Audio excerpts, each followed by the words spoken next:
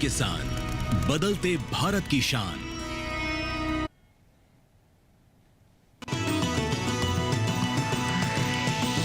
DD किसान, बदलते भारत की शान।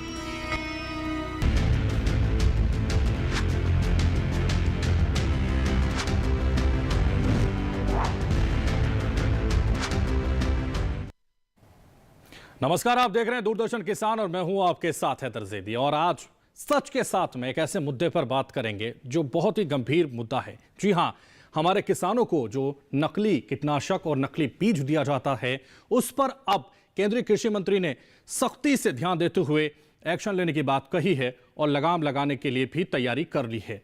अब इस मुद्दे पर बहुत ही गंभीर रूप से एक्शन लिया जाएगा और उनको नहीं बख्शा जाएगा। जो ये कालाबाजारी, जो ये इस तरह की काम करते हैं, उन लोगों पर रोक लगाने की पूरी तैयारी हो चुकी है और बरसों से ये लगातार चल रहा था काला कारोबार। अब इस बाजार पर पूरी तरह से रोक लगाई जाएगी। जो भी नकली नजर आएगा उस पर कार्रवाई की जाएगी। आज इसी मुद्दे पर सच के साथ में हम बात करेंगे। खास पैनल हमारे साथ होगा, लेकिन उससे पहले एक रिपोर्ट आपको दिखाते हैं और सीधे लिए चलते हैं खास पैनल के पास।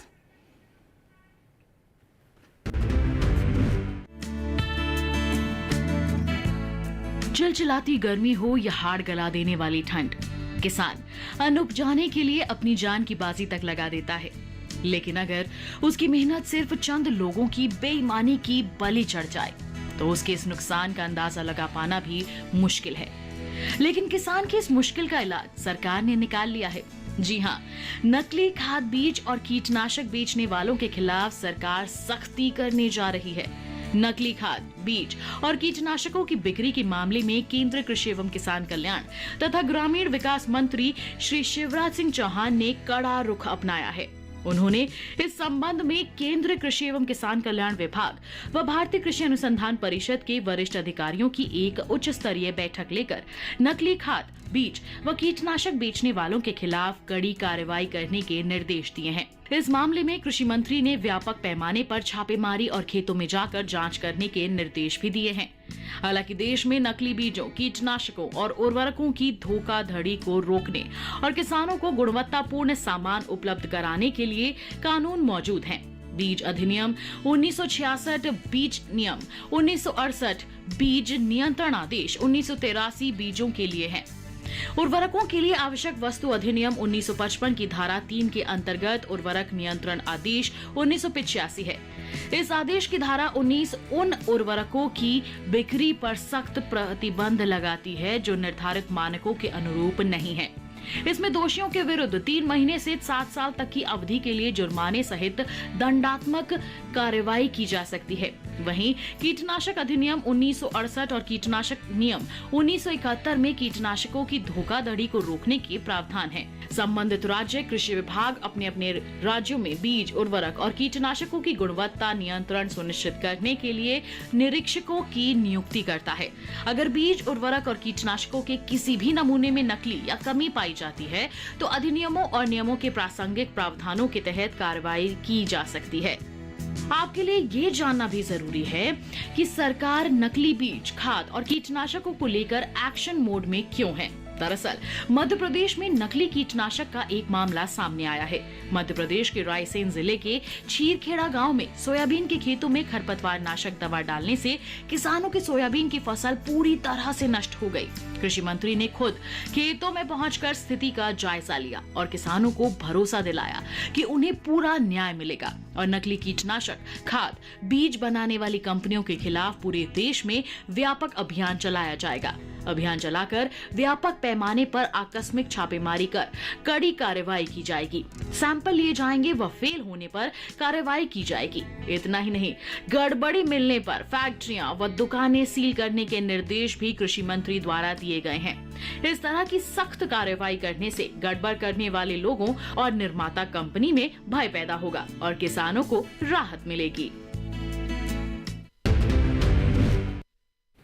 तो सच के साथ में एक बार फिर से आप सभी का स्वागत है और जो चर्चा यहाँ करनी है उसके लिए खास पैनल का सबसे पहले परिचय आपसे करा देते हैं और उसके बाद सीधे पैनल के पास लिए चलते हैं। देखिए, डॉक्टर रयाद राम मीना जी हमारे साथ जुड़ गए, farmer additional commissioner ministry of agriculture and farmers welfare से हैं। बहुत स्वागत सच के साथ में आपका। हमारे साथ डॉक्टर दिनेश कुमार भी जुड़ गए हैं, प्रिंसिपल साइंटिस्ट हैं डिपार्टमेंट ऑफ एग्रोनॉमी के IARI से पूसा से। आपका भी बहुत स्वागत सच के साथ में। और हमारे साथ श्री कृष्णबीर चौधरी साहब जुड़ गए, प्रेसिडेंट हैं इंडियन फार्मर्स सोसाइटी के। आपका भी सच के साथ में बहुत स्वागत। चर्चा की शुरुआत इसी से करेंगे कि देखिए, नकली बीज और खाद को लेकर जिस तरह की चर्चाएं लगातार मार्केट में थी, अब उस पर सख्ती से बरतने की तैयारी सरकार ने कर ली है। सबसे पहले श्री कृष्णबीर जी के पास ही मैं आना चाहूंगा, उनसे जानना चाहूंगा, क्योंकि वो प्रेसिडेंट हैं इंडियन फार्मर सोसाइटी के, तो वो बेहतर तरीके से बता पाएंगे कि आखिर ये सब क्या चल रहा था जिस पर अब सरकार ने पूरी तरह से संज्ञान लेते हुए एक नया सख्त कदम उठाने की कोशिश शुरू कर दी है। देखिए, कानून तो पहले से भी है, लेकिन उस कानून को लागू करने का जो जिम्मेदारी है वो प्रदेश सरकारों के जिला स्तर के इंस्पेक्टर लेवल की है, जिला कृषि अधिकारी की है। और क्वालिटी से कंप्रोमाइज किसी कीमत पर नहीं किया जाना चाहिए, चाहे बीज है, खाद है, कीटनाशक है। सैंपलिंग की बात है, सैंपल भरे जाते हैं, लेकिन असली खेल उन कंपनियों का है जो फर्जी बनाते हैं, फर्जी कीटनाशक बनाते हैं, फर्जी उर्वरक भरते हैं और बाजार में बेचते हैं। ना उनका सैंपलिंग होता है, ना उन पे कोई अंकुश है, वो निरंकुश हैं। क्वालिटी का कोई मतलब नहीं है उनका, वो दूसरी कंपनियों के नाम से जो है माल बना के और भर के और बाजार में बेचते हैं। इनवॉइस का जो बराबर अब कहा जा रहा है हम लोगों के द्वारा कि बिना रसीद के कोई दवाई, कोई खाद, कोई बीज किसान भाई ना खरीदें। उसका उद्देश्य यही है कि उस पर जो है QR कोड होगा, उत्पाद के ऊपर QR कोड की भी जरूरत है। लेकिन फिर मैं वहीं आ जाता हूं कि जो सिस्टम है, सुधार की आवश्यकता है। हमारे जो स्टेट की लेबोरेटरीज हैं वो NABL होनी चाहिए, NABL एक्रीडेटेड नहीं है। क्वालिटी क्या करें आप, उसी एक ही उत्पाद को 2 लैब में टेस्ट कराएंगे तो 2 तरीके रिजल्ट आते हैं। ये ठीक नहीं है।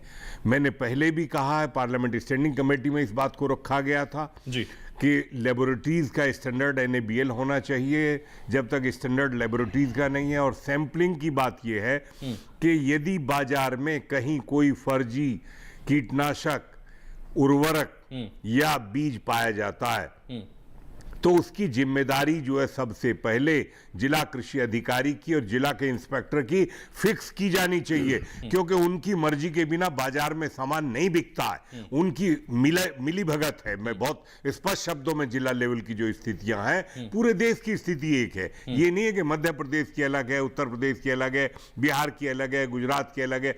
वो डीलर जो है। तो कृष्णबीर जी, आप ये कह रहे हैं कि अगर देश की स्थिति को संभालना है और इस नकली पर रोक लगानी है तो पहले जिले को समझना होगा, जिले के अधिकारियों को पूरी तरह से इसमें सतर्कता बरतनी होगी और ईमानदारी से कार्य करना होगा, और इसकी मॉनिटरिंग मुझे लगता है नेशनल लेवल पर होनी चाहिए। ऐसा आप कहना चाह रहे हैं? यही जरूरी है, नेशनल लेवल पर मॉनिटरिंग होनी जरूरी है, लेकिन जिला लेवल पर मैं फिर आपसे कह रहा हूं कि सैंपलिंग जो उन तमाम उन उत्पादों की भरी जानी चाहिए जो फर्जी कंपनियां भर के बेच रही हैं। उनका सैंपलिंग नहीं होता जब तक उनका सैंपलिंग नहीं होगा। और जो कंपनियों को लाइसेंस दिया जाता CIBRC के द्वारा, उसमें भी आप एक स्टैंडर्ड तो फिक्स करिए कि ये इंफ्रास्ट्रक्चर होगा तब हम लाइसेंस देंगे। अभी तो इंफ्रास्ट्रक्चर फिक्स करने का कोई लाइसेंस का ही नहीं है। लाइसेंस कोई भी आता ले लेता, वो अपना ड्रम में घोला, भरा, बेचा, किसी कंपनी के नाम से बेचा, कोई कहने सुनने वाला नहीं है। अब ये जो स्नातक की शिक्षा की बात थी वो इसीलिए थी कि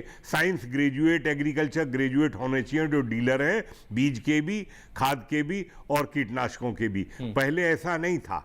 सरकार ने कानून बनाया, उसके बाद वो लागू किया गया, तो उससे भी सुधार की तरफ बढ़ा है। और बिना बिल के जो सामान किसानों को बेचा जाता है, देखिए इसमें बाजार में सीधे सीधे किसान तो वहाँ दुकान पे जाकर खड़ा हो जाता है, वहीं बीज मिलता है, वहीं पेस्टिसाइड मिलता है। फर्टिलाइजर की दूसरी डीलर्स हैं। फर्टिलाइजर की स्थिति भी ये है कि जब मांग बढ़ती है DAP की बुआई के पहले, तो बाजार में मिलावटी DAP बिकता है, इसलिए कि मांग बहुत ज्यादा है और किसान उसे मजबूरी में खरीद लेता है। उसे पता ही नहीं कि ये नकली भरा हुआ DAP है। यूरिया की बात यह है कि अगर आप इफ्को की बात करें, क्रेबको की बात करें, तो जो हमारे कोऑपरेटिव सेक्टर के बड़े ये संस्थान है, ये इनका सबसे बड़ी हिस्सेदारी है और क्वालिटी में कोई कंप्रोमाइज आज तक इन दोनों संस्थानों ने नहीं किया। तो जो भी दोष है, जो भी खामियां हैं, वो जिला लेवल पर मिली भगत ठीक है, से बहुत बड़ी बात सारा आपने कुछ कही हो कि रहा जिला है। लेवल पर जो खामियां हैं उनको खत्म करना होगा, तभी हम पूरे देश में ये जो कालाबाजारी है इस पर रोक लगा पाएंगे। डॉक्टर यादराम मीना जी, मैं आपके पास भी आना चाहूंगा, आपसे भी समझूंगा जिस तरह से केंद्र सरकार और माननीय कृषि मंत्री जिस तरीके से एक्शन की बात कर रहे हैं और सख्ती की बात कर रहे हैं इस कालाबाजारी पर, इस तरह की रोक लगाने की बात और लगाम लगाने की बात की जा रही है, उसको आप कैसे देखते हैं? क्या और सुझाव आपके मन में आते हैं? जहाँ तक कृषि मंत्री जी की कार्रवाई है, मैं उसको बहुत ही सराहनीय कदम मानता हूँ, क्योंकि किसानों के हित के बारे में अगर कृषि मंत्री नहीं सोचेंगे तो कौन सोचेगा। तो ये बहुत बड़ा एक जो बीड़ा उन्होंने उठाया है हम सभी की, और जो भी कृषि से जुड़े हुए लोग हैं किसानों के अलावा, उन सब की जिम्मेदारी बनती है कि हमारे किसान भाइयों को उच्च गुणवत्ता के खाद, बीज और कीटनाशक मिलने चाहिए। किसी तरह की कोई चीटिंग नहीं होनी चाहिए, और इसके लिए किसान भाइयों को भी हमें बड़े स्तर पर जागरूकता फैलाने की जरूरत है। चीटिंग नहीं होनी चाहिए, चीटिंग नहीं होनी चाहिए। यादराम मीना जी, आप कह रहे हैं चीटिंग नहीं होनी चाहिए, चीटिंग हो रही है ना, हो रही कहीं है। ना कहीं हो रही है, जिसकी वजह से खुद केंद्रीय कृषि मंत्री को इसमें आना पड़ा, सख्ती से कदम उठाने की बात कहनी पड़ी और इस पर कहीं ना कहीं ध्यान देने की जरूरत पड़ी। तो ये सब चल रहा था ना, कालाबाजारी ये कहीं ना कहीं चल रही है, जिसकी वजह से हम भी और आप भी इस पर चर्चा कर रहे हैं और खुद माननीय केंद्रीय मंत्री इस पर एक्शन लेने की बात कर रहे हैं। जी हाँ, बिल्कुल सही है। कहीं ना कहीं त्रुटियां थी, गड़बड़ी थी, और अभी भी कई जगह ये चल रहा है, जैसे कृष्णवीर चौधरी साहब ने कहा है, जिले स्तर पर। और निश्चित तौर पर हमारे पास सारी मशीनरी है, अगर वो जागरूकता से, ईमानदारी के साथ, निष्ठा से काम करते हैं तो निश्चित तौर पर काफ़ी हद तक इस पर नियंत्रण पाया जा सकता है। और किसान भाइयों में भी एक बहुत बड़ी जागरूकता लाने की ज़रूरत है कि वो जब भी कोई उत्पाद खरीदें, चौधरी साहब ने जैसे कहा, उसकी रसीद जरूर लें, उसका पैकिंग जो है उसको देखें, उस पर date of production, date of expiry, वो सब देख के कहीं से टेम्पर किया हुआ तो नहीं है, कुछ मैनिपुलेशन तो नहीं हुआ है, ये चीज़ देखने के लिए, इसके लिए भी उनको एक जागरूकता अभियान के तहत जागरूक करना चाहिए। और जो किस्म, खासकर बीजों की मैं बात कहना चाहूँगा, जो किस्म किसी क्षेत्र विशेष के लिए सिफारिश की गई हैं, उनको निश्चित तौर पर देखें, कोई ऐसी किस्मों का चयन ना करें जो उनके क्षेत्र के लिए हैं ही नहीं, तो उससे भी कमियां आ जाती हैं। तो निश्चित तौर पर एक जागरूकता अभियान किसान भाइयों को जागरूक करने के लिए भी चलाया जाए। साथ के साथ जो जिले स्तर पर जो अधिकारी हैं या ब्लॉक लेवल पर अधिकारी हैं, इंस्पेक्टर हैं, जिनकी ड्यूटी है इन चीजों को रोकने की। बात करें विकसित कृषि संकल्प अभियान की, तो ऐसी जागरूकता जो खुद केंद्रीय कृषि मंत्री किसानों तक पहुंच रहे थे, तमाम जो वैज्ञानिक है किसानों तक पहुंच रहे थे, उनको जागरूक कर रहे हैं, तो क्या इस तरह के मुद्दे उस वक्त नहीं आए होंगे कि कालाबाजारी भी होती है, कीटनाशक को लेकर नकली चीजें भी सामने आती हैं, या ऐसे बीज जो नकली होते हैं वो भी बेचे जा रहे हैं, इस तरह के मुद्दे उस वक्त सामने नहीं आए, या फिर उस वक्त इन मुद्दों को इग्नोर किया गया? नहीं, बिल्कुल मुद्दे आए हुए होंगे और चर्चा हुई होगी। मैं भी एक बार विकसित भारत संकल्प यात्रा में सम्मिलित हुआ, कर्नाटक राज्य में कई जिलों में गया, तो सभी तरह के मुद्दे वहां पर आते हैं, लेकिन उन पर पूरी तरह से अमल करना, इतना जो अभी मंत्री जी रुचि ले रहे हैं, गांव-गांव जा रहे हैं, खेतों में जा रहे हैं, किसानों के साथ कंधे से कंधा मिला के काम कर रहे हैं, तो निश्चित तौर पर ऐसी जो वो होनी चाहिए। तो इस तरह के मुद्दे आए और तभी ये एक्शन लिया गया, ऐसा भी हो सकता है, क्योंकि खुद केंद्रीय कृषि मंत्री जब लोगों के बीच जाते हैं, किसानों के बीच जाते हैं, तो उनके अपने होने की पूरी बात वो सहमति जताते हैं और कहते हैं कि मैं आपके साथ हूं हर तरह से बातचीत करने के लिए, और कोई भी कोताही किसानों के साथ बिल्कुल नहीं बरती जाएगी, क्योंकि इस देश के अन्नदाता, इस देश के भाग्य विधाता अगर कहीं परेशान होंगे तो ये परेशानी सरकार की है, वो ये कहते हुए नजर आते हैं। और यही उनकी खासियत है कि वो हर जगह पहुंचते हैं, हर लोगों से बात करते हैं, हर किसानों से उनकी समस्याओं को, उनके दर्द को समझने की कोशिश केंद्रीय कृषि मंत्री नजर आते हैं करते हुए। और दिनेश कुमार जी भी हमारे साथ हैं। डॉक्टर दिनेश कुमार, आपके पास भी आऊंगा, आपकी प्रतिक्रिया भी इस पर लूंगा, क्योंकि जिस तरह से ये लगातार हम बात कर रहे हैं कि नकली कीटनाशक, नकली दवाइयां, नकली बीज मार्केट में हैं, और जिसकी वजह कृष्णवीर जी जो हमारे साथ हैं वो बता रहे थे कि जिला स्तर पर ये सुधरने की स्थिति सबसे पहले पैदा करनी होगी, क्योंकि जिला स्तर से ही गड़बड़ है और जो जड़ है वहीं से गड़बड़ है। जी बिल्कुल, हमें देखना होगा कि वहाँ पे इंफ्रास्ट्रक्चर किस लेवल की है। इंफ्रास्ट्रक्चर को जरूर पुश देना पड़ेगा, हर चीज़ के हमारे जो कानून है, अधिनियम है, बीज का है, उर्वरकों का है या इंसेक्टिसाइड का है, इनमें प्रावधान है। कुछ इंस्पेक्टर होंगे जो जांच करेंगे। तो सबसे पहले सरकारों को और जो हमारे ज़िले के अधिकारी हैं उनको देखना होगा कि क्या पर्याप्त संख्या में हमारे पास इस तरह के इंस्पेक्टर हैं जो जांच कर सकें। अगर उनकी कमी है तो पहले उनको भी पूरा किया जाए। दूसरी तरफ इस समस्या से निदान पाना किसानों के लिए बहुत ज़रूरी है, क्योंकि किसान बहुत ज़्यादा लागत अपनी खेती में लगाता है। जुताई करता है, बुआई करता है, मिट्टी का, अपना ज़मीन का खर्चा उसका होता है, फिर पानी का खर्चा, हर तरह का खर्चा किसान करता है। और उसमें सबसे महत्वपूर्ण होता है बीज। अगर ये सब खर्चा करने के बाद उसको नकली बीज मिलता है तो उसकी पैदावार अच्छी आ ही नहीं सकती, ना वो गुणवत्ता आ सकती, अंकुरण कम हो सकता है इस तरह के बीज का।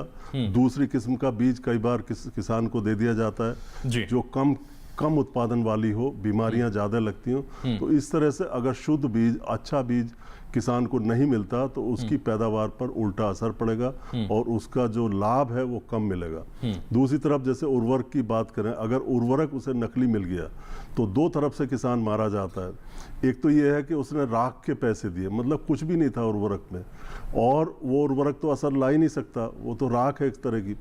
तो एक तरफ तो उसकी फसल की पैदावार में गिरावट आएगी और दूसरी तरफ जो खर्चा हुआ है उसका वो कहाँ से लौटेगा।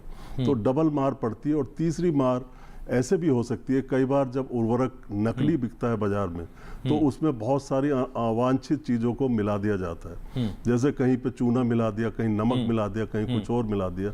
उससे हमारी मिट्टी की गुणवत्ता भी प्रभावित होती है, अगली फसल की या उस फसल की और पैदावार इससे गिर जाती है। इसी तरह से अगर कीड़ा मकोड़ा हमारी फसल में आ गया और नकली हमने इंसेक्टिसाइड डाला तो निश्चित तौर पे उसका असर नहीं होगा और फसल मारी जा सकती है, नुकसान हो सकता है। मंत्री जी ने यही देखा कि सोयाबीन की फसल में जो खरपतवार नाशी लगाया गया था वो नकली पाया गया, जिससे क्या हुआ कि खरपतवार तो बढ़ते रहे और फसल किसानों की मर गई, नुकसान हुआ।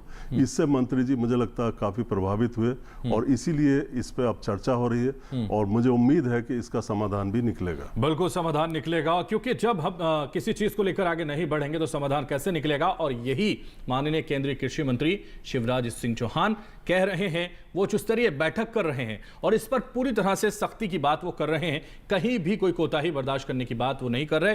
कृष्णबीर जी, वापस आपके पास आऊंगा। आपने जिक्र किया था नियम तो पहले भी थे, कानून तो पहले भी थे, लेकिन उन्हें फॉलो नहीं किया जा रहा था। बीज अधिनियम 1966 की हम बात करें, बीज नियम 1968 की हम बात करें, इसको फॉलो नहीं किया जा रहा था। जो अब सख्ती से फॉलो करने की बात कही जा रही है, इसको पूरी तरह से लागू करने की बात की जा रही है, नियम बनते हैं वो लागू नहीं किए जाते, वो कहीं ना कहीं पूरी तरह से फॉलो नहीं किए जाते। कैसा लगता है आपको? देखिए, बीज के क्षेत्र में मैं state farms corporation of India का चेयरमैन रहा हूँ जी, और तब से लेके आज तक हमने लंबा सफर तय किया है। मैं सन 95-96 की बात कर रहा हूँ, जब नेशनल सीड प्रोग्राम 3rd हमने कंट्री को दिया था। जब सब्सिडी होती है सीड पर, तब बाजार से खरीद के लोग उसी को कलर करके और पैकेट में भर के, जो छोटे शहर हैं, छोटे जिले हैं, छोटे व्यापारी हैं, वो सब उसमें धोखाधड़ी करते हैं किसानों के साथ। लेकिन जब राष्ट्रीय बीज निगम हमारा राष्ट्रीय स्तर पर काम करता है, प्रदेश सरकारों के बीज निगम काम करते हैं, तो कम से कम वहाँ क्वालिटी में कोई गलती नहीं करते, कोताही नहीं करते।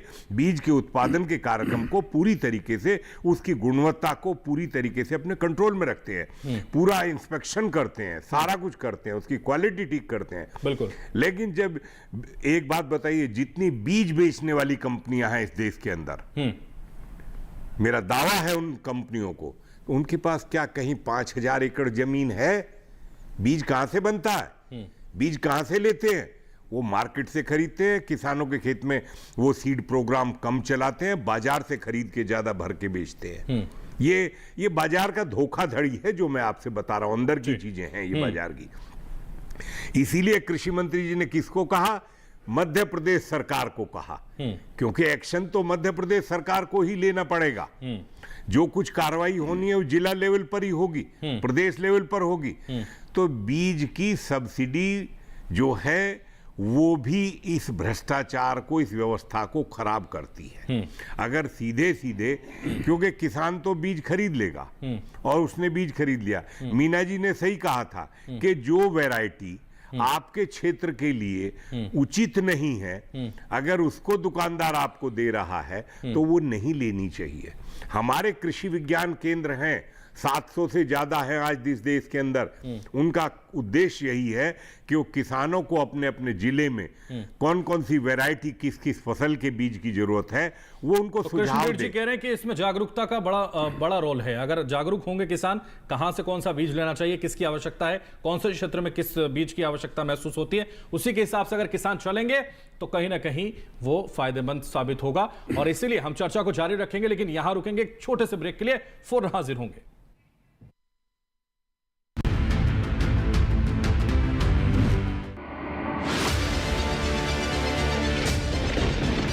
बारिश हो या हो तूफान, ओलावृष्टि या तापमान, या हो पर्यटक स्थलों का पूर्वानुमान, पाला हो या कोहरा हो, या हो वायु की गुणवत्ता,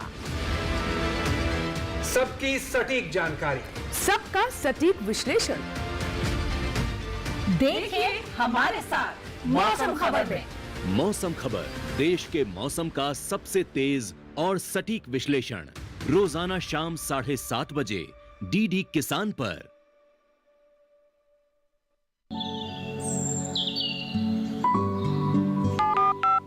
लोग कार्यक्रम के पहले कॉलर जुड़ के हम इस बीच हमारे पास कुछ ईमेल्स भी आए हैं। सवाल पूछिए अपना। जाड़े में जो मकान पैदा करेंगे, इनमें कौन सी सावधानी बरतनी है? गर्म इलाकों के लिए आप HRM 99 इनसे आप कुछ फल ले सकते हैं। जैस्मीन के पेड़ पे जैस्मिन, फल नहीं आए। उसको पूरी खुली धूप चाहिए। फसल में कीट लगा हो या कोई बीमारी, पशुपालन में हो कोई दिक्कत या चाहिए कोई जानकारी, फोन उठाइए, नंबर मिलाइए और कहें हेलो किसान।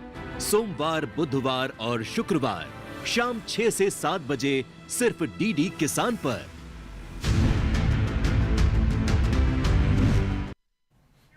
ब्रेक के बाद सच के साथ में एक बार फिर से आपका स्वागत है। और जो चर्चा यहाँ जारी है सच के साथ में, उसको आगे बढ़ाते हैं और चलते हैं डॉक्टर यादराम मीणा के पास। डॉक्टर यादराम जी, आपके पास आऊँगा।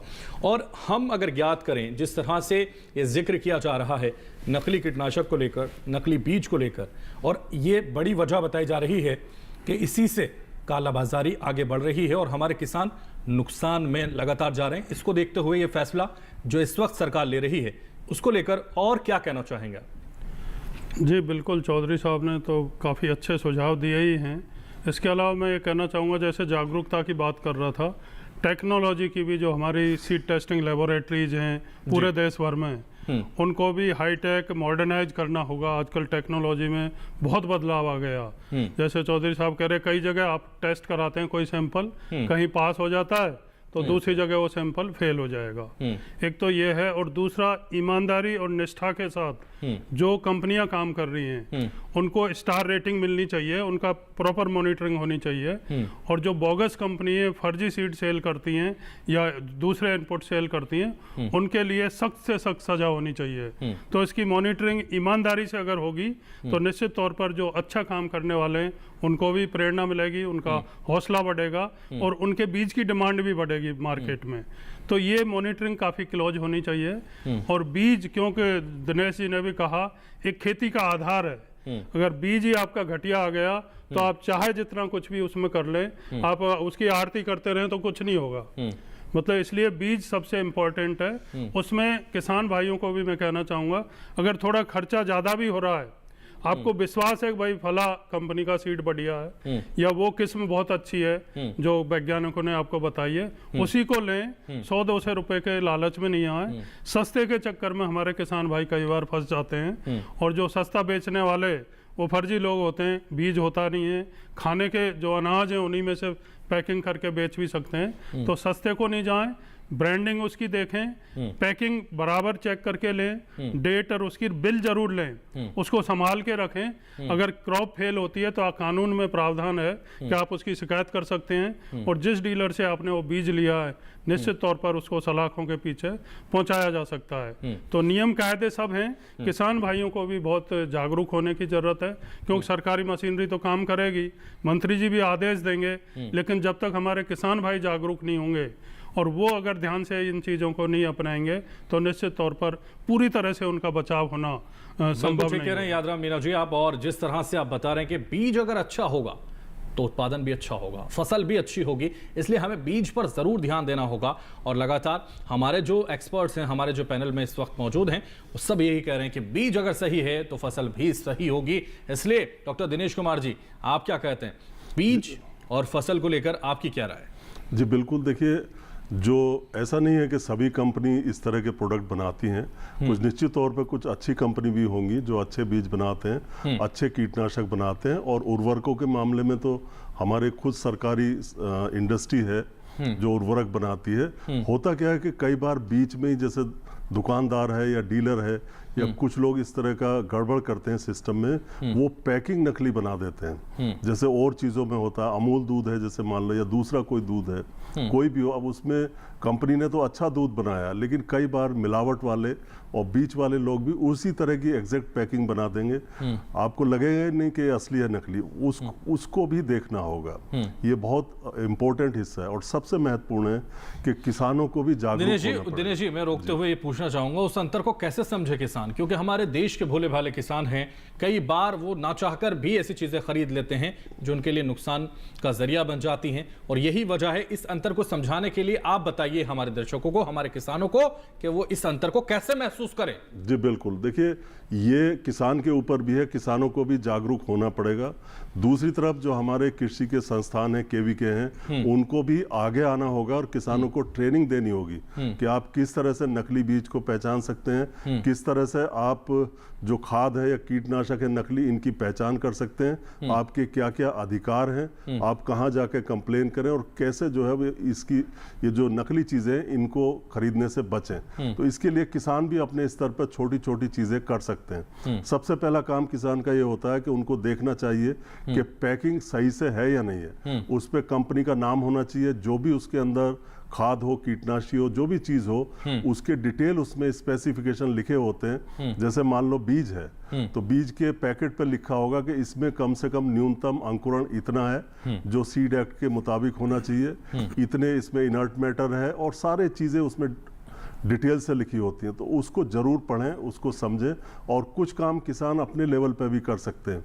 जैसे बीज निकाला आपने, 50 बीज लिए और मिट्टी का जो दिया होता है उसमें रख दीजिए, थोड़ा सा पानी डाल दीजिए, 50 में से कितने बीज जमे आपको खुद आइडिया लग जाएगा। इसी तरीके से खाद और उर्वरकों का भी आप रंग देख लें, पहचान कर ले। कई बार खुशबू से भी किसान पहचान लेते हैं कि ये असली है या नकली है। और यूरिया का, जैसे बहुत सारे उर्वरकों का बड़ा आसान होता है कि पानी में आप घोल दें उसको, अगर आसानी से घुल जाते हैं, ज़्यादातर उर्वरक जो बाजार में बिकते हैं घुल जाते हैं, और अगर वो नहीं घुल पाते तो आपको शक करना चाहिए कि नकली हो सकता है। इसी तरीके से कीटनाशकों की भी पहचान काफ़ी हद तक किसान कर सकते हैं। और अगर आपको ऐसा महसूस होता है कि ये उत्पाद नकली है तो तुरंत उसकी जानकारी आप संबंधित कृषि विभाग को दें, इंस्पेक्टर को दें, या जो कृषि विज्ञान केंद्र है वहाँ पे दें कि भाई ये माल नकली बिक रहा है। दूसरी तो बात आप पूर्व वक्ता दोनों बता चुके हैं कि रसीद का लेना बहुत ज़रूरी है, ये एक महत्वपूर्ण चीज़ है। तो देखिए, बहुत सारे अंतर आपने बताया, और जो दर्शकों ने सुने होंगे, अगर वो इन पर ध्यान दें और इससे जागरूक हों तो उनको लाभ होगा। और कहीं ना कहीं ये लाभ उनके लिए बहुत ज़्यादा ज़रूरी, उनकी खेती के लिए, उनकी किसानी के लिए होगा। कृष्णवीर जी, वापस आपके पास आऊँगा और आपसे भी समझूंगा, क्योंकि बहुत सारे अंतर हमने बताए, लेकिन जो अधिकारी हैं ज़िले के, जो कृषि अधिकारी हैं और तमाम जो कृषि से जुड़े हुए अधिकारी हैं, उनके लिए क्या कहेंगे आप, उनके लिए क्या सलाह देंगे? क्योंकि आपने ये भी कहा कि जो भी कालाबाजारी होती है, कम से कम उस पर अधिकारियों को मॉनिटरिंग करनी चाहिए और जिले से सुधार होना चाहिए। ये बड़ी बात आपने कही, तो इसलिए जिले में किस तरह का सुधार, किस तरह के सुझाव, आप क्या सोचते हैं इसको लेकर? देखिए, अभी जैसे 23-24 में 1,38,000 सैंपल भरे गए, उसमें 3,900 सैंपल जो है वो सब स्टैंडर्ड पाए गए या स्प्यूरियस पाए गए 23-24 के। इसी तरीके से फर्टिलाइजर का है तो उसमें 9,000 कुछ जो है स्प्यूरियस पाए गए। ये वो सैंपल भरे गए हैं, ये उन कंपनियों के सैंपल हैं, 1 लाख इसमें 3,000 जो पाए गए हैं, 3% के करीब जो है, जो स्टैंडर्ड की कंपनीज हैं देश के अंदर, जो अपना माल बहुत लाइसेंस के साथ, अपनी जिम्मेदारी के साथ और अपनी क्वालिटी को मेंटेन करते हुए अपने स्टेटस और पोजीशन को सोच के माल बना के बाजार में बेचते हैं, उनके खिलाफ सैंपल नहीं भरा जाता, उनके खिलाफ कार्रवाई नहीं होती। जो असलियत में दूसरी कंपनियों के नाम से फर्जी माल भर के बाजार में बेचते हैं और वो डीलर मिले होते हैं, साथ में इंस्पेक्टर मिला होता है। ये बनाने वाली पार्टी, डीलर बेचने वाले और इंस्पेक्टर, ये तीनों का एक ट्रायंगल है। इनकी मर्जी के बिना बाजार में नकली नहीं बिक सकता। और मैं दावे के साथ कह रहा हूं कि अगर उनके सैंपल भरने शुरू हो जाएं जो नकली बना रहे हैं, तो आप और तो छोड़िए, पश्चिमी दिल्ली में एक गोडाउन के अंदर जो माल पकड़ा गया था अलग अलग बड़ी कंपनियों के नाम से, और कम से कम 10-12 करोड़ रुपए के वो पेस्टिसाइड पकड़े गए थे।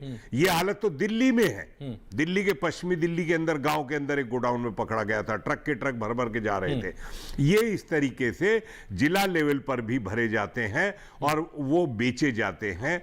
क्वालिटी की बात फिर मैं आपसे कह रहा हूं कि इसमें हमारे जिला जो कृषि विज्ञान केंद्र है वो बहुत महत्वपूर्ण रोल अदा कर सकते हैं। किसानों को बताएं हर चीज, और डीलर पर सख्ती करनी पड़ेगी, और जहां भी नकली माल बन रहा है उसको उठा के जेल में डालना पड़ेगा, तभी काम चलेगा। और लाइसेंस कैंसिल किसका करोगे? वो तो किसी और के नाम से भर के बाजार में बेच रहे हैं। ये बाजार की खामियां हैं।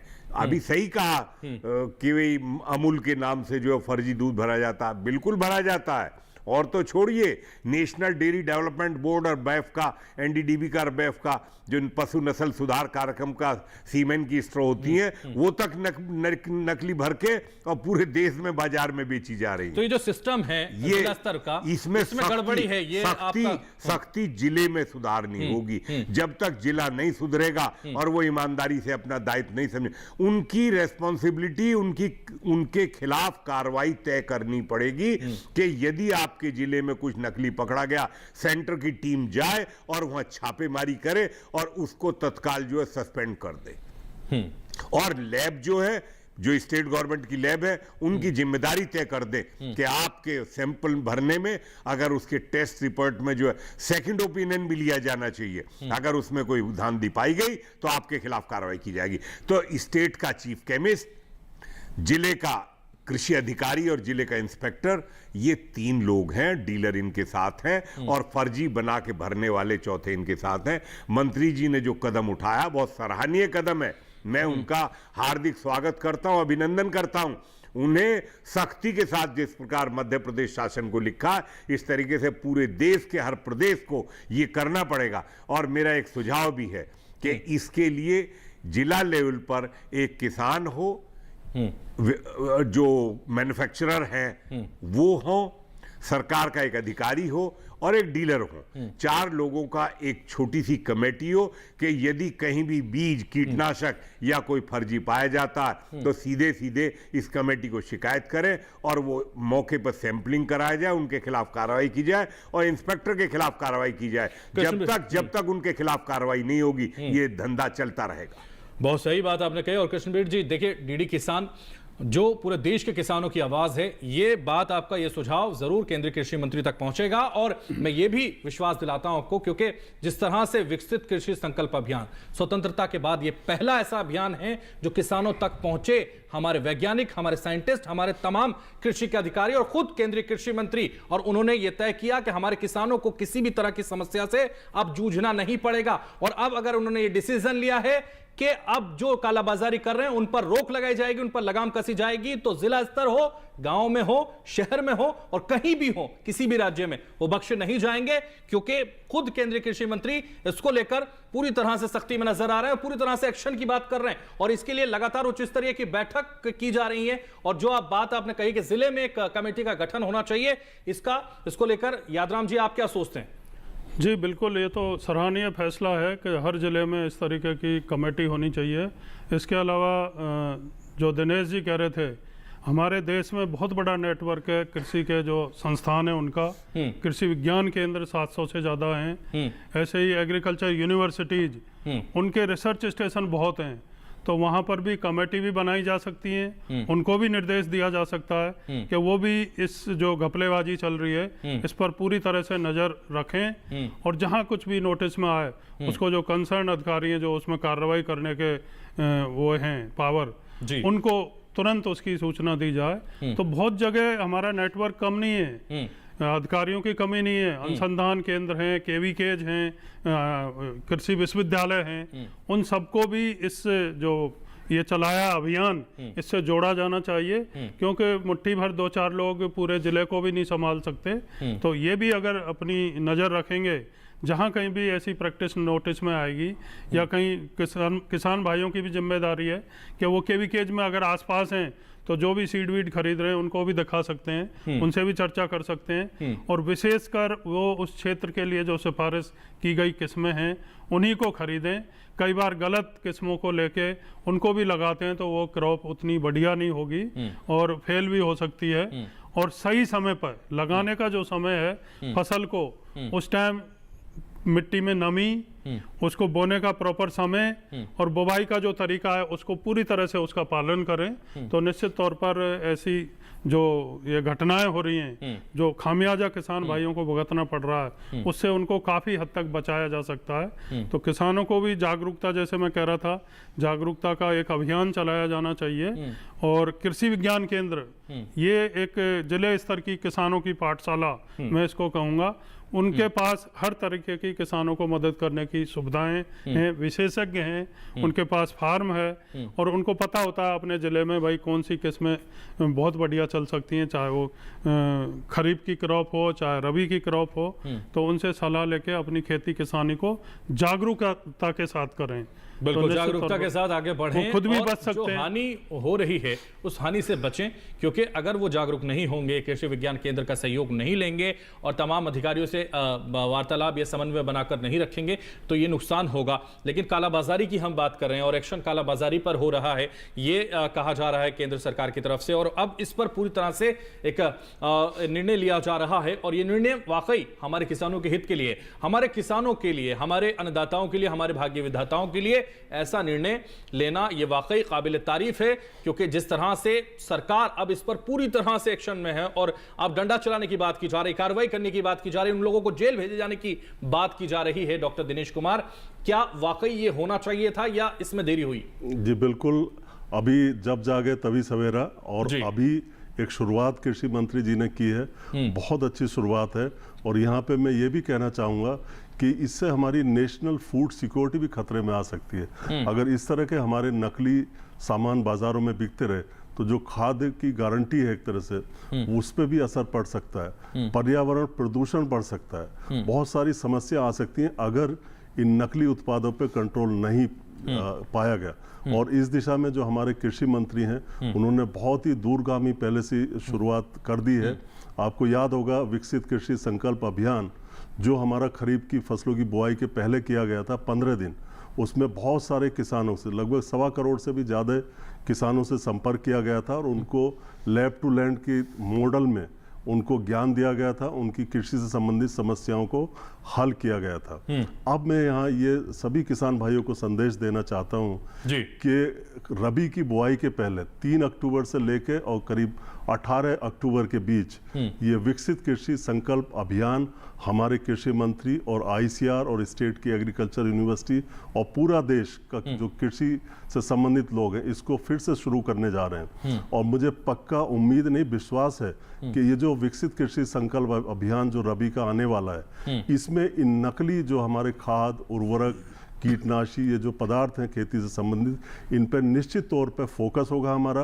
और हम किसानों को बताएंगे उसके माध्यम से कि भाई ऐसे करके आप जांच कर सकते हैं, ये इससे नुकसान होने वाला है और आपके क्या क्या अधिकार हैं उसके बारे में भी किसानों को जानकारी दी जाएगी, जिससे कि किसान बार बार ना ठगा जाए। किसान को हमेशा कोशिश रहती है लोगों की इधर उधर की कि उसका जो है वो ज़्यादा से ज़्यादा नुकसान हो, लेकिन आज हमारे पास इस तरह के कृषि मंत्री हैं जो बहुत ही सीरियसली इन चीज़ों को ले रहे हैं और उम्मीद है कि आने वाले समय में किसान का भला होगा। बिल्कुल आने वाले समय में भला होगा और इसी भले के लिए तमाम रणनीति माननीय केंद्रीय कृषि मंत्री खुद शिवराज सिंह चौहान बना रहे हैं और ना सिर्फ वो रणनीति बना रहे हैं बल्कि उस पर सफलता की तरफ आगे बढ़ रहे हैं। किसानों से मिलते हैं, ना वो पानी देखते हैं, ना वो खेत देखते हैं, ना वो सड़कें देखते हैं, वो हर जगह किसानों से मिलने पहुंचते हैं और उनकी समस्याओं पर निदान लगाने की बात करते हैं और पूरी तरह से सफलता की तरफ बढ़ने की कोशिश भी वो कर रहे हैं। इस कोशिश में किसान उनके साथ हैं।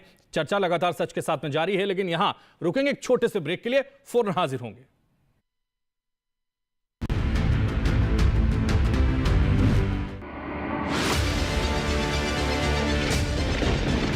बारिश हो या हो तूफान, ओलावृष्टि या तापमान, या हो पर्यटक स्थलों का पूर्वानुमान, पाला हो या कोहरा हो, या हो वायु की गुणवत्ता, सबकी सटीक जानकारी, सबका सटीक विश्लेषण। देखिए हमारे साथ मौसम खबर में। मौसम खबर, देश के मौसम का सबसे तेज और सटीक विश्लेषण, रोजाना शाम 7:30 बजे डीडी किसान पर।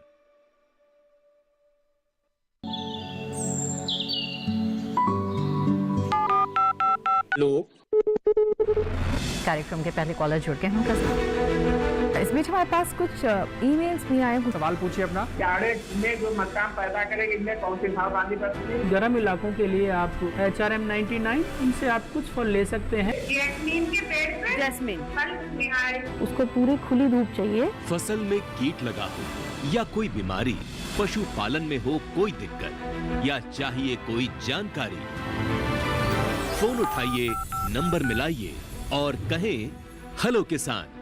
सोमवार, बुधवार और शुक्रवार शाम 6 से 7 बजे सिर्फ डीडी किसान पर।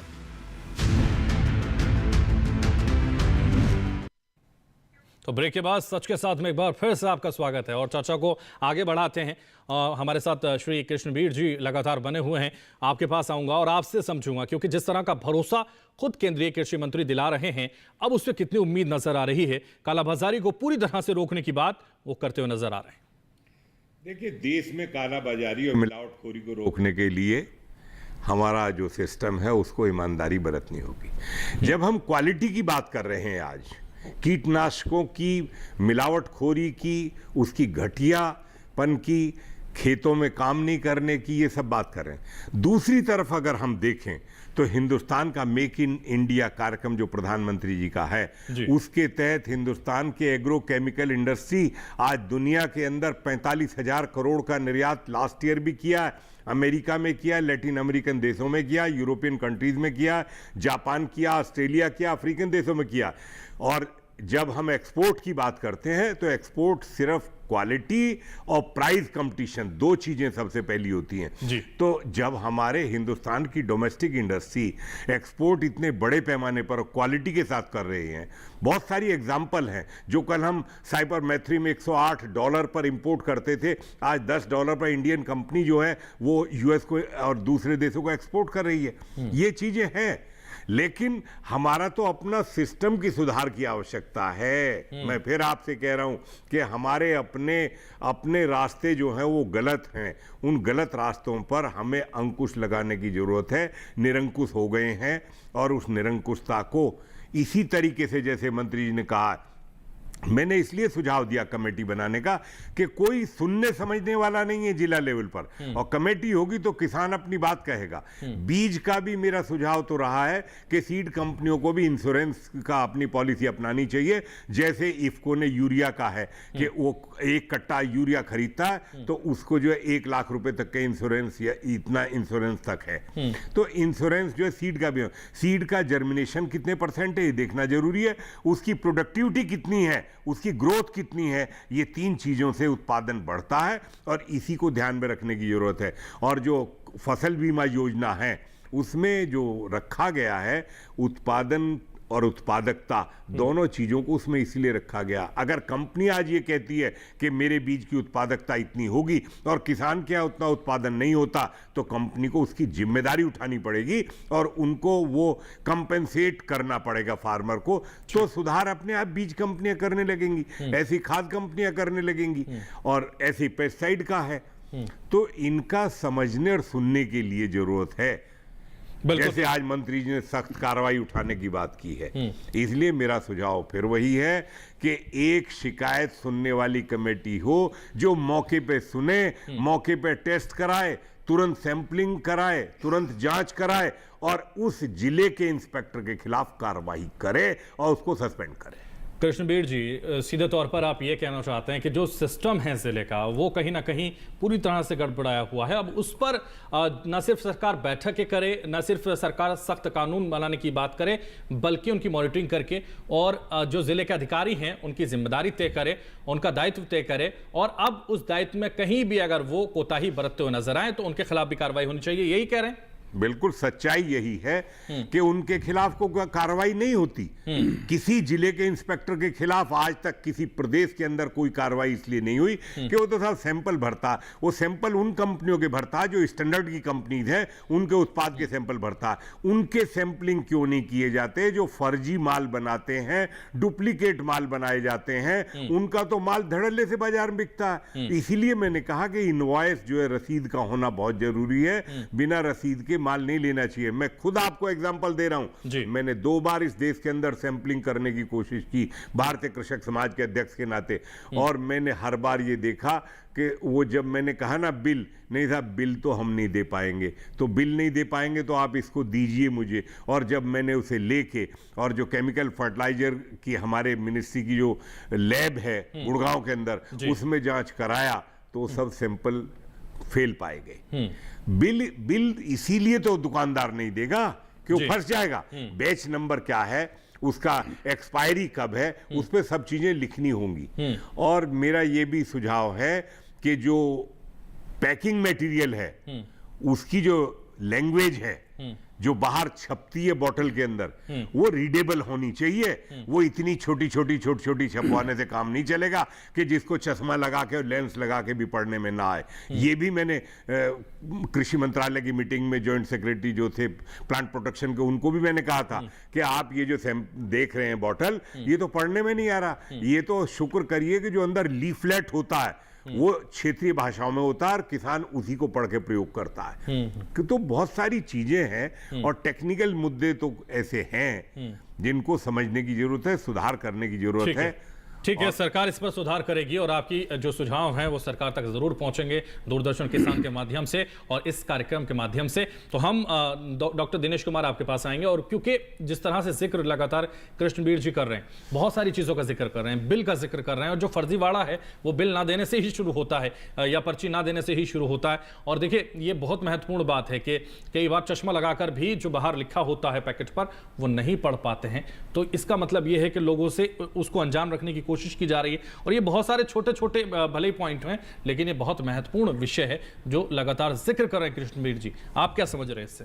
जी बिल्कुल सही बात है। और कम से कम जो आपकी दवाई की शीशी है या कट्टा है उर्वरक का या जहाँ भी है, वहाँ कम से कम जो भी भाषा लिखी जाए वो कम से कम आंखों से आदमी पढ़ पाए, समझ पाए, जिसमें कई बार प्रोडक्ट की मात्रा भी लिखी होती है कि भाई इतनी मात्रा में प्रोडक्ट को डालना है, इस समय पे डालना है, इस फसल में डालना है, बहुत कुछ जानकारी होती है। और किसान फिर खुद मान लो नहीं पढ़ पा रहा तो दूसरों पे निर्भर हो जाता है। कई बार वो दुकानदार से पूछने लगता है भैया ये कितनी दवाई कौन सी फसल में लगाऊं, कौन से कीड़े पे लगाऊं, ये कौन सी खाद है, क्या है। तो क्यों ना हम अपने किसान को भी लिटरेट बनाए, शिक्षित बनाए और वो उसको पढ़ सके और समझ सके। दूसरी तरफ कंपनियों को निश्चित तौर पे जो भी इस तरह का कर रही हैं उनको खुद अपने कई बार ऐसा भी देखा जाता है, आपको डॉक्टर दिनेश बीच में रोक रहा हूं, कि आपने कहा कि कई बार हमारे किसान जो जिससे खरीद रहे होते हैं उससे पूछते हैं कि दवाई किस काम आती है, और कई बार उसको भी नहीं पता होता कि दवाई किस काम आती है, सिर्फ वो दे देता। निश्चित तौर पे वो कई बार उसको तो बेचना है अपनी दवाई, उसे इससे मतलब नहीं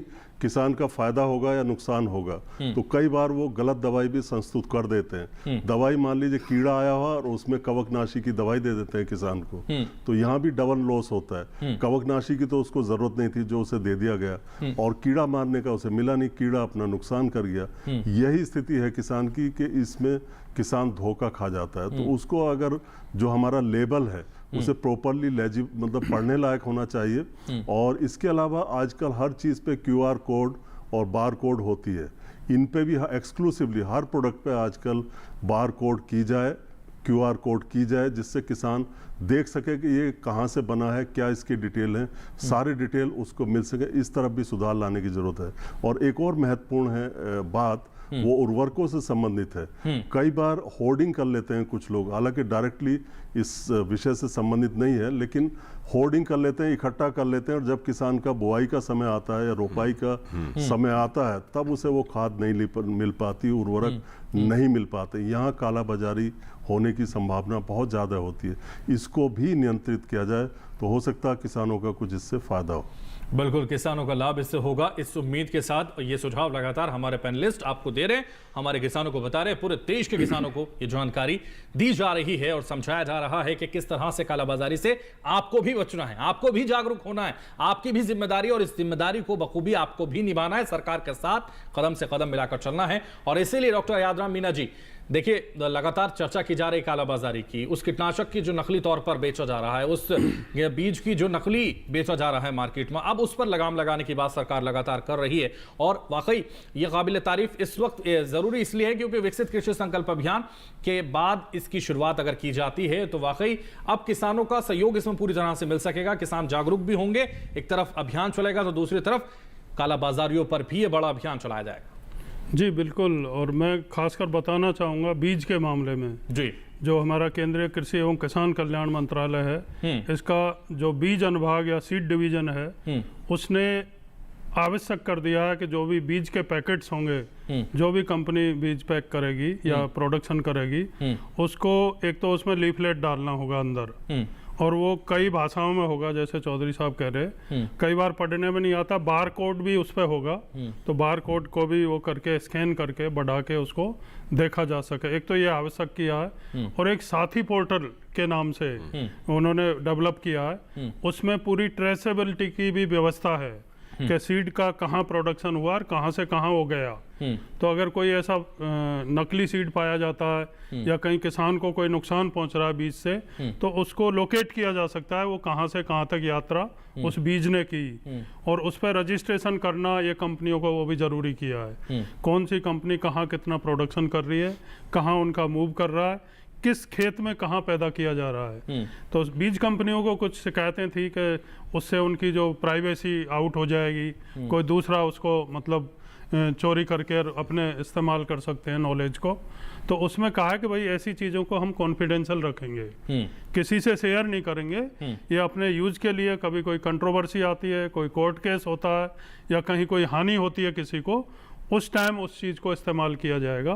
बाकी ये जो ट्रेसेबिलिटी का है साथी पोर्टल, ये बहुत बढ़िया इनिशिएटिव है, और काफ़ी प्रायोरिटी पे, प्राथमिकता के आधार पर बीज का जो डिवीज़न है कृषि एवं किसान कल्याण मंत्रालय भारत सरकार का, वो इस पर काम कर रहा है। निश्चित तौर से इस पर भी खासकर बीज के मामले में जो नकली या स्पूरियस सीड जो हम बोलते हैं, उनके मामले में काफ़ी नकेल कसी जा सकेगी, और जो अच्छी कंपनी है, अच्छा बीज बेचती हैं, उनके लिए इससे प्रमोशन होगा।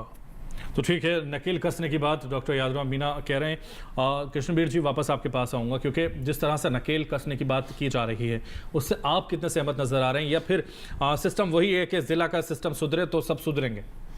सुधार तो वहाँ करना जहाँ भ्रष्टाचार है, जहाँ कमियां हैं, खामियां हैं, वहाँ है, लेकिन उसके लिए केंद्र सरकार को हस्तक्षेप करना जरूरी है। मेरा इसमें एक और सुझाव है कार्यक्रम के माध्यम से किसान भाइयों को, कि उन्हें कीटनाशकों का संतुलित प्रयोग करना चाहिए, और किस समय, मान लीजिए अंडा है और वो अभी कीट नहीं है, तो उस पर, अंडे पर अगर हम स्प्रे करेंगे तो असर नहीं करता है और कीट नुकसान पहुंचाता है। तो सही समय पर सही मात्रा में कीटनाशकों का प्रयोग करें और फसल को तोड़ने का एक समय होता है।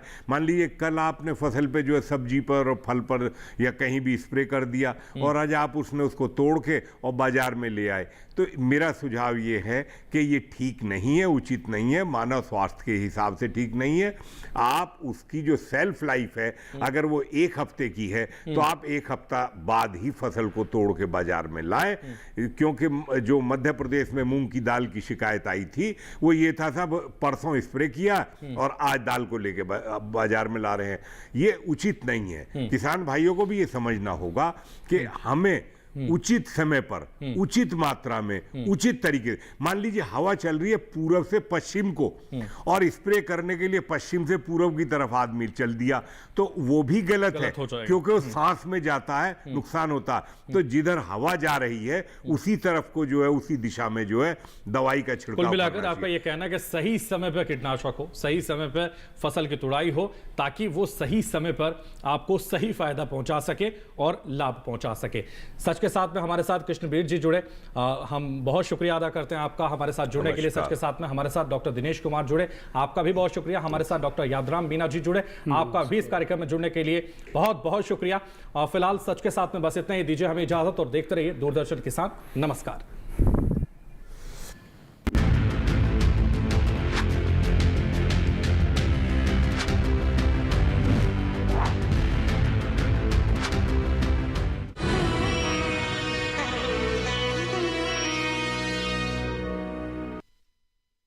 नमस्कार, मैं राधिका चौधरी आप सबका स्वागत करती हूँ आगरा के सहाय गांव से,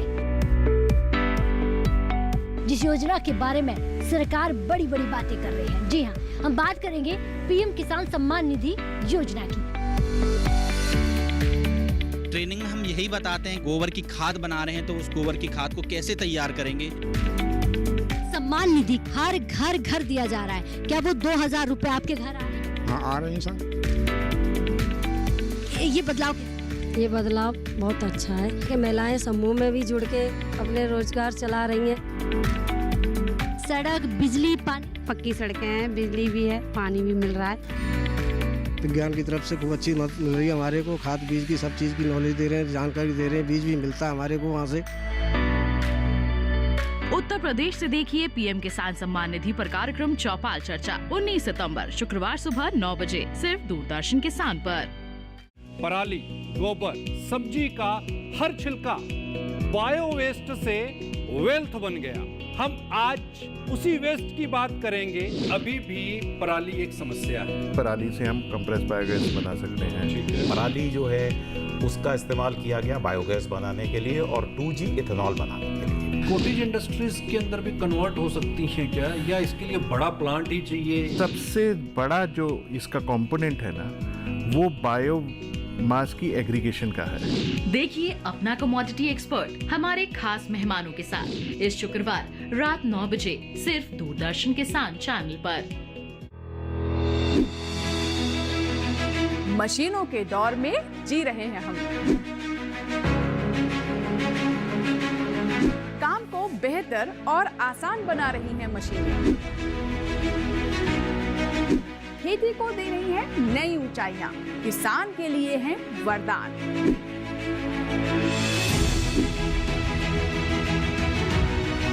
कृषि मशीनरी पर आधारित देखिए हाईटेक खेती शनिवार शाम 7 बजे, पुनः प्रसारण रविवार सुबह 7 बजे सिर्फ दूरदर्शन किसान पर। उस खानदान को मैं इतना मजबूर कर दूंगा कि नाक रगड़ के आएंगे हमारे दरवाजे अपनी बेटी की शादी की भीख मांगने। मजा आएगा जब मैं अपनी इंसल्ट का बदला लूंगी, उस नौकरानी माही और उस कोच कबीर से।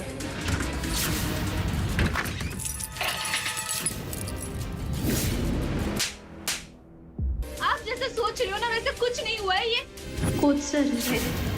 हिमाचल से ओलंपिक तक का सफर सोमवार से शुक्रवार शाम 7:30 बजे, पुनः प्रसारण सुबह 9:30 बजे डीडी नेशनल पर।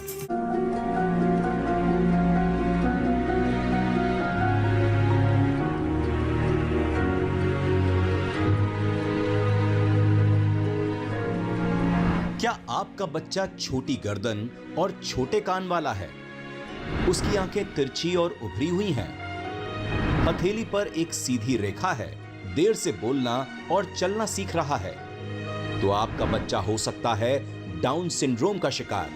अगर आप भी डाउन सिंड्रोम की समस्या के बारे में कुछ जानना या पूछना चाहते हैं तो लगाइए हमारे टोल फ्री नंबर 1800-113060 और 1800-113061 पर कॉल। डाउन सिंड्रोम, कारण, लक्षण और देखभाल। इस शनिवार स्वस्थ किसान लाइव शाम 6 से 7 बजे केवल दूरदर्शन किसान पर।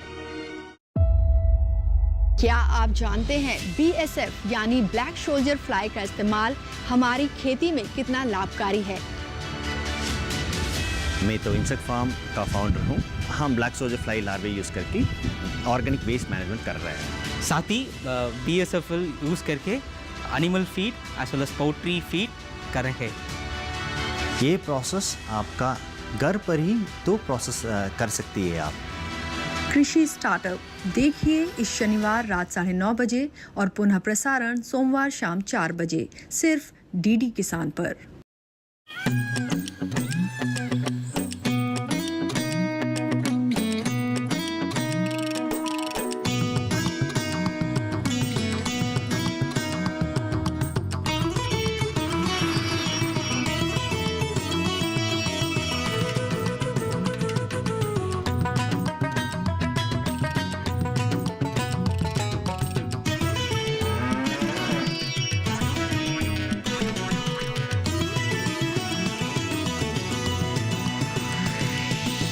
DD किसान, बदलते भारत की शान।